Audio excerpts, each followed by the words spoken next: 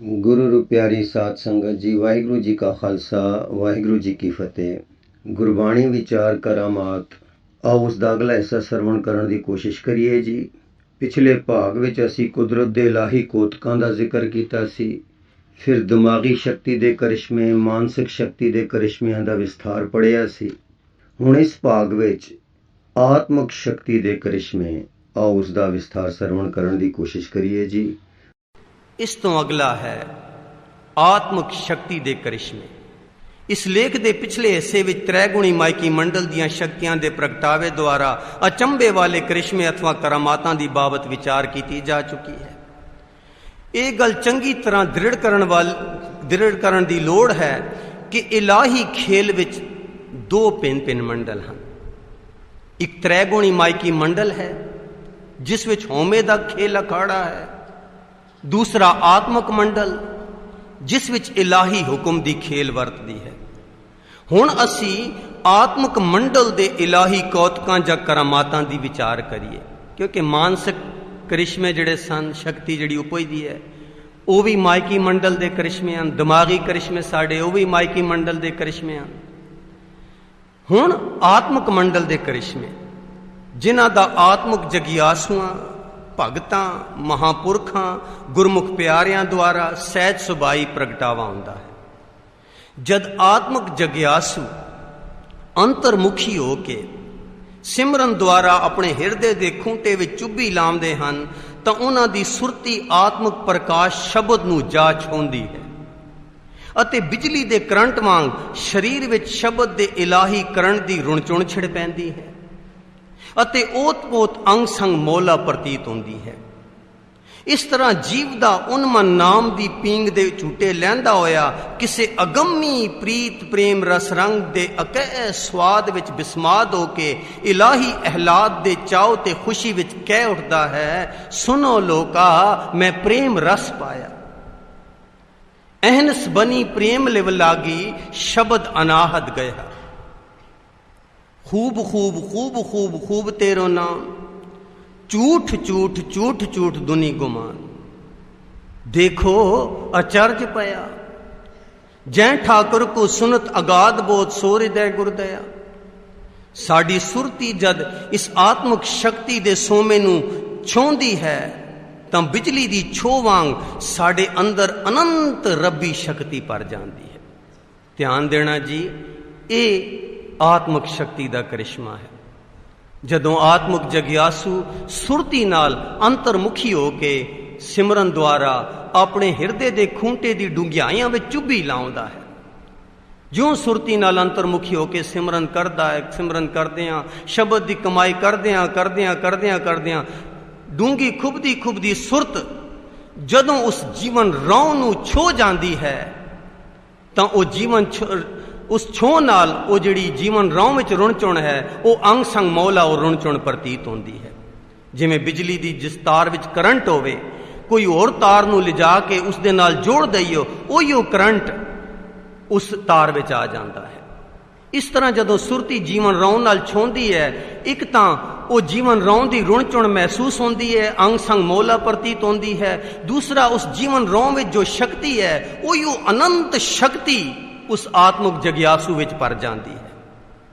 इस तरह गुरमुख जन दैवी शक्ति नाल भरपूर हो जाते हैं अते उन्हां नूं अनुभव द्वारा प्रतीत होंदा है कि सृष्टि दे जरे जरे अंदर इलाही जीवन रौं ओत पोत होके इलाही हुक्म दी रवानगी विच चल रही है, जिस विच जीव सिर्फ रब्बी हुक्म दी प्रणाली दा एक निक्का जिहा अंश है।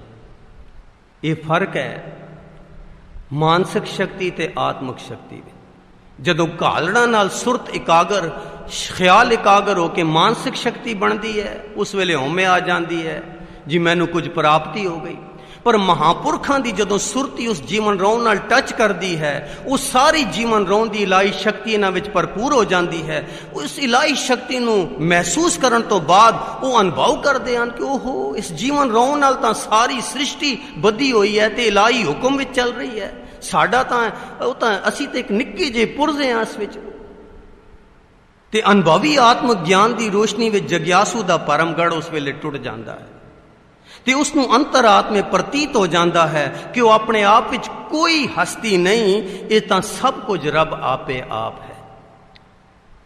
ਹਮ ਕਿਛ ਨਾਹੀ ਏਕ ਹੈ ਉਹੀ, ਕਿਸਨੂੰ ਕਹੀਏ ਨਾਨਕਾ ਸਭ ਕਿਛ ਆਪੇ ਆਪ। मैं नाही किछाऊं नाही किछ आए न मोरा, मैं नाही प्रभ सब किछ तेरा। सो बख्शे होए महापुरख गुरमुख प्यारियां नूं उस वेले ये निश्चा हो जाता है कि वो तां सिर्फ हड्ड मास नाड़ी को पिंजर ही हन जिस विच रब आप अपने हुक्म द्वारा वरत रहा है, ते असी इस अपर अपार हुक्म विच सिर्फ एक कठपुतली हाँ। कबीर ना हम किया ना करेंगे ना कर सके शरीर, क्या जानो किछ हर किया पयो कबीर कबीर। काट की पुत्री कहां करे बपरी खिलावन हारो जान। गुरमुख जन उस रब दी बख्शी हुई अनंत आत्मिक शक्ति नूं रब्बे भाणे विच वरतदा है ते अपने मन दी मर्जी नाल वरतण तो संकोच करता है। मानसिक शक्ति वाले तां इश्तिहारबाजी करदे हन, लखां दी भीड़ इकट्ठी करदे हन, उन्हां विच अपनी शक्ति दा प्रगटावा करदे हन, पर महापुरख इस शक्ति नूं तां पहले जरदे हन ते कदी जिहदे रब्बी भाणे विच किसी दा भला करना होवे तां ओह भाणे विच करदे हन, इलाही हुक्म विच वरतदे हन, अपनी मनमर्जी नाल इस शक्ति नूं नहीं वरतदे। मेरा किया कछु ना होए कर है राम होए है सोए। सो जिथे त्रैगुणी माइकी मंडल विच जीव बड़ी घालना नाल मानसिक शक्ति प्राप्त करता है ते उस शक्ति नूं अपनी प्राप्ति ते मलकीयत समझ के वरतदा है, उत्थे आत्मक मंडल विच गुरमुख जन रब्बी आत्मक शक्ति नूं इलाही दात समझ के रब्बी पाणे विच वरतदा है।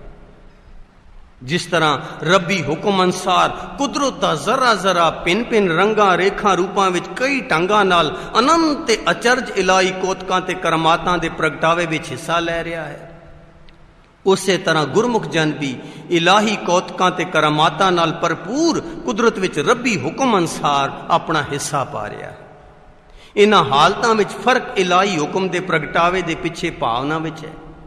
कुदरत दा जरा जरा भी इलाही हुक्म विच वरतदा है ते महापुरख भी उस करामात विच इलाही हुक्म दा हिस्सा बन के विचरदा है, पर इन्हां दोनां दे पिछे भावना विच फर्क है कि 84 लख जूना तक कुदरत दे रब्बी कोतकां विच अभोल ते अनजाने ही हिस्सा लै रहे हैं, उन्हां नूं कोई सोझी नहीं, ते साधारण इंसान अपनी मैमेरी दे प्रगटावे लई हिस्सा लै रहे हैं, पर गुरमुख जन ये पूरन सोझी विच बेखरीद गोले बन के इलाही अश्चर्ज करमातां दे प्रगटावे लई अपने आप नूं रब्बी हथियार वाली दैवी भावना नाल वरतदे हैं।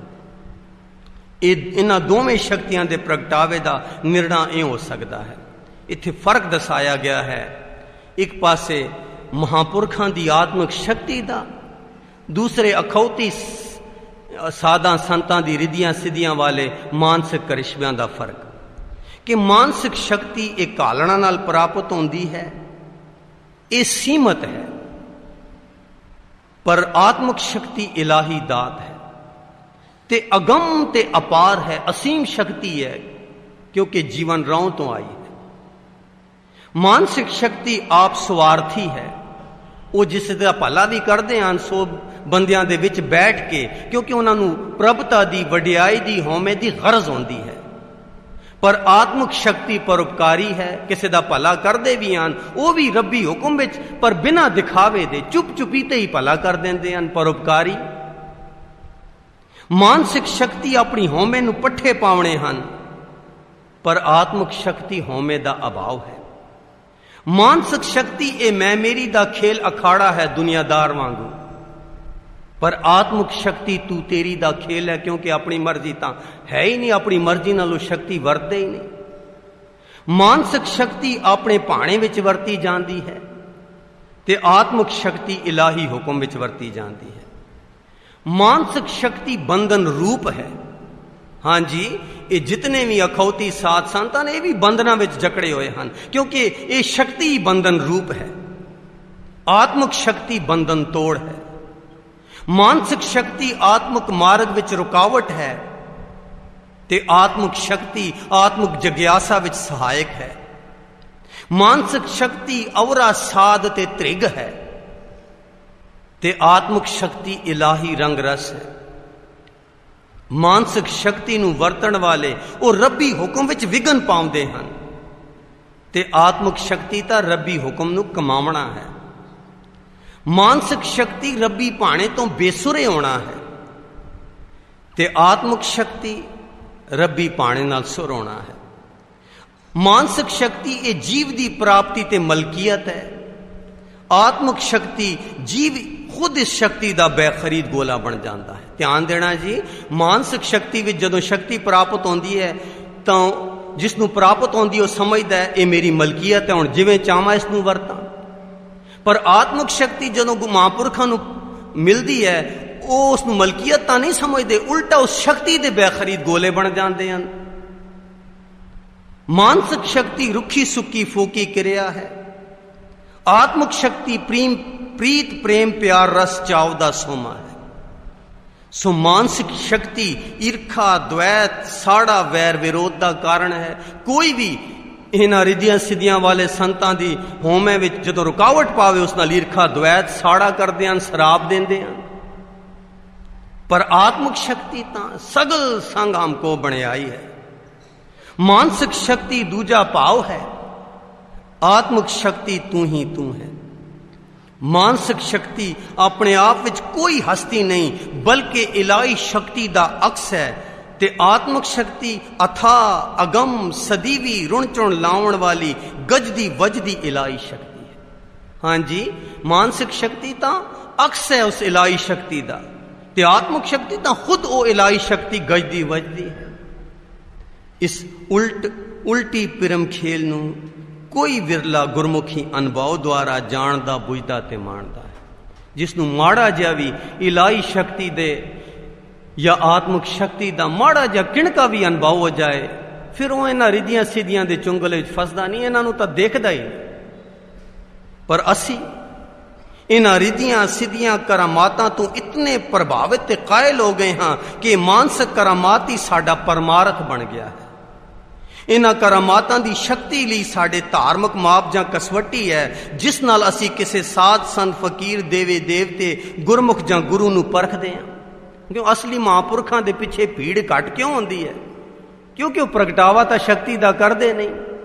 ਪਰ ਆਮ ਜਗਿਆਸੂਆਂ ਦੀ ਆਮ ਜਨਤਾ ਦੀ ਕਸਵੱਟੀ ਕੀ ਹੈ? ਜਿਹੜੇ ਕਰਾਮਾਤ ਦਿਖਾਵੇ ਉਹ ਸਾਧ ਸੰਤ। ਇਸੇ ਕਰਕੇ ਅਖੌਤੀ ਸਾਧਾਂ ਸੰਤਾਂ ਦੇ ਪਿੱਛੇ ਕਰੋੜਾਂ ਦੀ ਭੀੜ ਹੁੰਦੀ ਹੈ।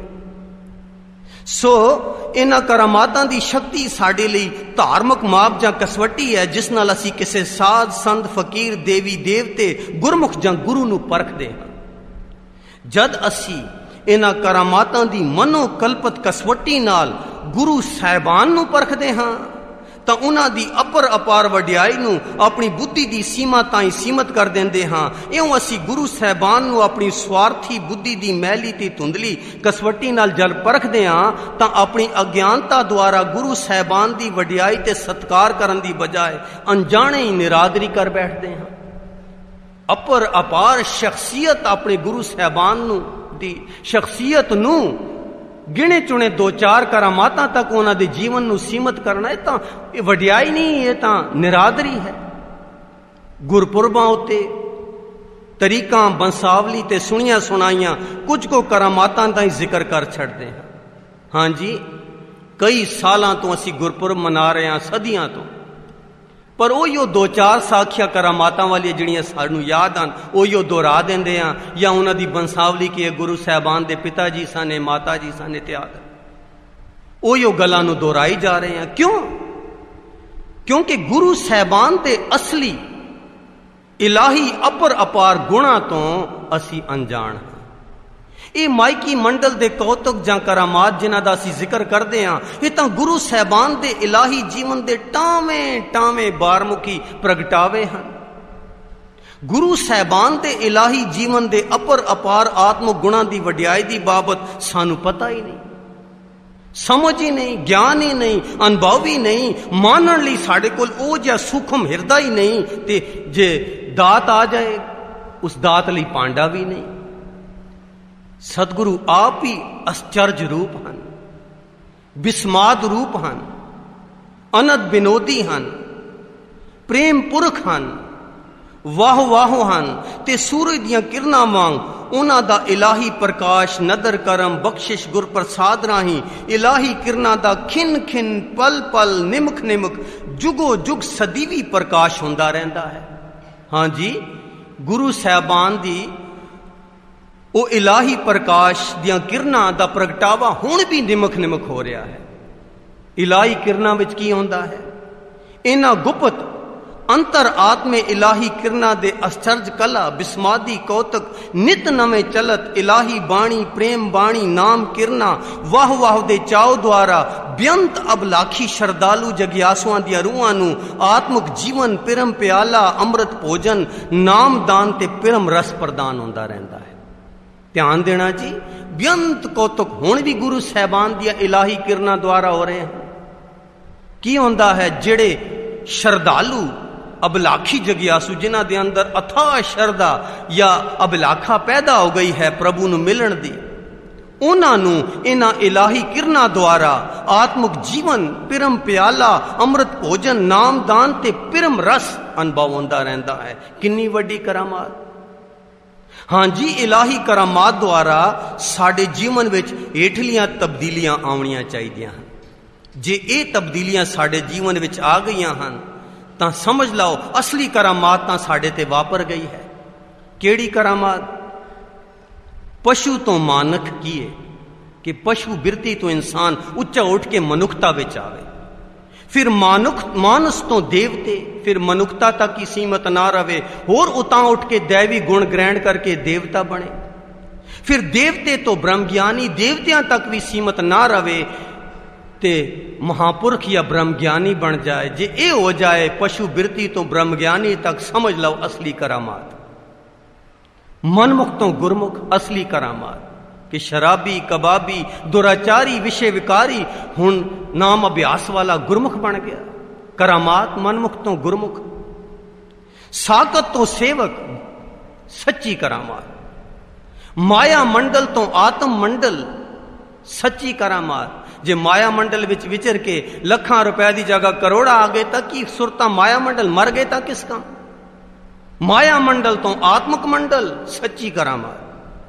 ਦਿਮਾਗੀ ਗਿਆਨ ਤੋਂ ਬ੍ਰਹਮ ਗਿਆਨ ਅਸਲੀ ਕਰਾਮਾਤ। ਮਾਇਕੀ ਭਰਮ ਤੋਂ ਅਨੁਭਵੀ ਆਤਮਿਕ ਸੋਝੀ ਸੱਚੀ ਕਰਾਮਾਤ। ਅਗਨ ਸ਼ੋਕ ਸਾਗਰ ਤੋਂ ਆਤਮਿਕ ਠੰਡ ਅਸਲੀ ਕਰਾਮਾਤ। ਹਾਂਜੀ, ਚਾਰੋਂ ਪਾਸੇ ਅਗਨ ਸ਼ੋਕ ਸਾਗਰ ਦੀਆਂ ਲਹਿਰਾਂ ਹਨ। ਇਸ ਅਗਨ ਸ਼ੋਕ ਸਾਗਰ ਦੇ ਵਿਚਕਾਰ ਆਤਮਿਕ ਠੰਡ ਵਿੱਚ ਜੀਵਣਾ ਅਸਲੀ ਕਰਾਮਾਤ। ਭੈ ਤੋਂ ਨਿਰਭਉ ਅਸਲੀ ਕਰਾਮਾਤ। ਕਾਲ ਤੋਂ ਅਕਾਲ, ਕੂੜ ਤੋਂ ਸੱਚ, ਮੈਂ ਮੇਰੀ ਤੋਂ ਤੂੰ ਤੇਰੀ, ਹੰਕਾਰ ਤੋਂ ਨਿਮਰਤਾ, ਮੈਲੇ ਤੋਂ ਨਿਰਮਲ, ਸੂਕੇ ਤੋਂ ਹਰੇ, ਦੁੱਖ ਕਲੇਸ਼ ਤੋਂ ਅਬਨਾਸੀ ਖੇਮ, ਚਿੰਤਾ ਚਿਖਾ ਤੋਂ ਸਦਾ ਮਨਚਾਓ, ਆਪ ਸਵਾਰਥੀ ਤੋਂ ਪਰ ਸਵਾਰਥੀ, ਝੂਠੇ ਰਸਾਂ ਤੋਂ ਮਹਾਰਸ, ਘਿਰਨਾ ਤੋਂ ਪਿਆਰ, ਬੁਰੇ ਤੋਂ ਭਲਾ। ਇਹ ਹਨ ਅਸਲੀ ਕਰਾਮਾਤ। ਅਸਲ ਵਿੱਚ ਜੀਵ ਦੇ ਬਾਹਰਮੁਖੀ ਮਾਇਕੀ ਜੀਵਨ ਨੂੰ ਮੋੜ ਕੇ ਅੰਤਰਮੁਖੀ ਆਤਮਿਕ ਜੀਵਨ ਵਿੱਚ ਬਦਲਣਾ ਹੀ ਸਭ ਤੋਂ ਵੱਡੀ ਸੱਚੀ ਅਟਲ ਤੇ ਇਲਾਹੀ ਕਰਾਮਾਤ ਹੈ, ਅਚੰਭਾ ਹੈ, ਜਾਦੂ ਹੈ। ਕਿਸੇ ਤਰ੍ਹਾਂ ਇਹ ਬਾਹਰਮੁਖੀ ਬਿਰਤੀ ਅੰਤਰ ਵੱਲ ਹੋ ਜਾਏ, ਅੰਤਰਮੁਖੀ ਹੋ ਜਾਏ ਤੇ ਮਾਇਕੀ ਜੀਵਨ ਆਤਮਿਕ ਜੀਵਨ ਵਿੱਚ ਬਦਲ ਜਾਏ। ਇਹ ਸਭ ਤੋਂ ਉੱਚੀ ਤੇ ਇਲਾਹੀ ਕਰਾਮਾਤ ਹੈ। ਜਿਨ ਮਾਨਸ ਤੇ ਦੇਵਤੇ ਕੀਏ ਕਰਤ ਨ ਲਾਗੀ ਵਾਰ, ਸਾ ਸਿਧ ਸਾ ਕਰਾਮਾਤ ਹੈ ਅਚਿੰਤ ਕਰੇ ਜਿਸ ਦਾਤ, ਨਾਨਕ ਗੁਰਮੁਖ ਹਰ ਨਾਮ ਮਨ ਵਸ ਹੈ, ਇਹਾ ਸਿਧ ਇਹਾ ਕਰਾਮਾਤ। ਜੇਕਰ ਸਾਡੇ ਮਾਇਕੀ ਮੰਡਲ ਦੇ ਮਾਨਸਿਕ ਜੀਵਨ ਵਿੱਚ ਉੱਪਰ ਦਸੀਆਂ ਤਬਦੀਲੀਆਂ ਨਹੀਂ ਆਉਂਦੀਆਂ ਤਾਂ ਇਹ ਸਭ ਬਾਹਰਮੁਖੀ ਰਿਧੀਆਂ ਸਿੱਧੀਆਂ ਕਰਾਮਾਤਾਂ, ਨਾਟਕ ਚੇਤਕ, ਜਾਦੂ ਟੂਣੇ, ਨੇਫਲ ਫੋਕਟ, ਨਿਰਮੂਲ ਹਾਨੀਕਾਰਕ ਭਰਮ ਭੁਲਾਵੇ। ਹਾਂਜੀ, ਜੇ ਇਨਸਾਨ ਬਾਹਰਮੁਖੀ ਜੀਵਨ ਤੋਂ ਅੰਤਰਮੁਖੀ ਨਹੀਂ ਹੁੰਦਾ, ਜੇ ਉਪਰੋਕਤ ਦਸੀਆਂ ਤਬਦੀਲੀਆਂ ਨਹੀਂ ਆਉਂਦੀਆਂ ਤਾਂ ਫਿਰ ਇਹ ਬਾਹਰਮੁਖੀ ਹੋਰ ਜਿਹੜੇ ਕਰਾਮਾਤਾਂ ਰਿਧੀਆਂ ਸਭ ਹਾਨੀਕਾਰਕ ਹਨ, ਨਿਰਮੂਲ ਹਨ, ਫਜ਼ੂਲ ਹਨ, ਫੋਕਟ ਹਨ, ਜਿਨ੍ਹਾਂ ਦੇ ਖਿੰਨ ਭੰਗਰ ਕੂੜੇ ਚਮਤਕਾਰਾਂ ਰਿਤਸਿਦ ਅਵਰਾਸਾਦ ਵਿੱਚ ਹੀ ਅਸੀਂ ਗਲਤਾਨ ਹੋ ਕੇ ਫਸੇ ਹੋਏ ਹਾਂ। ਬਿਨ ਨਾਮੈ ਪਹਿਨਣ ਖਾਣ ਸਭ ਬਾਦ ਹੈ, ਤਿਗ ਸਿੱਧੀ ਤੇ ਕਰਾਮਾਤ। ਸੋ ਕੁਦਰਤ ਦੇ ਕੁਆਵ ਦੀ ਰਚਨਾ फिर इस रचना की बनावट, इस बनावट विच भिन्नता, इस भिन्नता विच फिर रंगण, इस रंगण विच कोमलता, इस कोमलता विच सुहापण, इस सुहापण विच खिच, इस खिच विच नशा, इस नशे विच मस्ती, इस मस्ती विच चाव, इस चाव विच खेड़ा, इस खेड़े विच आश्चर्यता, ते इस आश्चर्यता विच वाह वाहो, अते इस वाह वाह द्वारा अमृत दा चिमचिम वरसना, शब्द दा गजना, ओ नाम दी रुण चुण, ओ पिरम प्याले दी मस्ती, ओ मस्ती दा सहज, ओ गुरप्रसाद आदि अनेक आत्मक दातां दे करिश्मे भी इलाही बख्शिश जां रब्बी करामात दे प्रतीक हैं। इसे तरह बारमुखी कुदरत विच भी पौ फुटनी, सूरज दी लाली, सूरज दी चाल, सूरज दा छपना, रात दा हनेरा, हवा दी छां छां विच, पानी दी लव लव विच, चिड़ियां दी चूं चूं विच, बच्चे दे रोहण विच, खुशी दे हासे विच, फिर उस हासे दे प्रगटावे विच, जीवन दी रवानगी विच, रवानगी दे जोबन विच, जोबन दी मस्ती विच, मस्ती दे नशे विच, उस अख दी तकड़ी विच, तकड़ी दे कटाख विच, कुदरत दे सुहापण विच, सुहापण दी कोमलता विच, कोमलता दी नजाकत विच, नजाकत दी अदा विच, अदा दे जादू विच, फुल दी रंगत विच, फुल दे खेड़े विच, फुल दी कोमलता विच, फुल दी खुशबू विच, अनेकां कुदरती करिश्मियां विच भी इलाही करामात दा ही अक्स ते प्रगटावा है। आपे हर एक रंग है, आपे बहुरंगी, जो तिस पावै नानका, साई गल चंगी।